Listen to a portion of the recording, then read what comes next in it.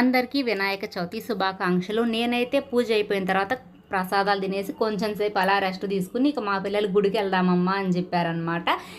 ఎందుకంటే Avatar theme అనేది పెట్టారని చెప్పారు. నేను నమ్మను కూడా నమ్మలేదు. మా వాడు ఎక్కువ ఫ్రెండ్స్తో బయట తిరుగుతూ ఉంటాడు. మగపిల్లలు కదా, ఇంకా అన్నీ తెలుసుకుని వచ్చేస్తూ ఉంటాడు.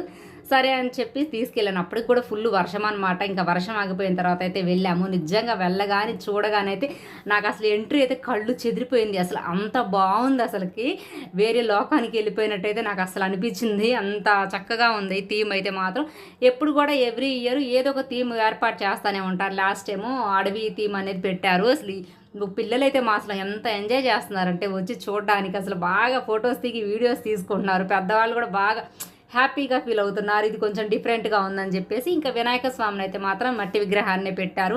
నాకు కూడా నిజంగా చాలా బాగా నచ్చింది. అసలు ఈ థీమ్ అయితే వదిలిపెట్టి అస్సలు రాబుద్ధి కాలేదు నాకైతే. ఇంకా సాయంత్రం అయితే మాత్రం ఇంకా చాలా బాగుంటుంది. నేను వెళ్ళిన 10 మినిట్స్కి అయితే లైట్స్ ఆఫ్ చేశారు. నేను ఎప్పుడు కూడా అవతార్ మూవీ చూడలేదు. ఇక్కడికి వెళ్ళగానే నిజంగా అవతార్ ప్రపంచంలోకి వెళ్ళిపోయినట్టు అనిపించింది. చాలా పీస్ఫుల్గా ఉంది, ప్రశాంతంగా కూల్గా ఉందన్నమాట.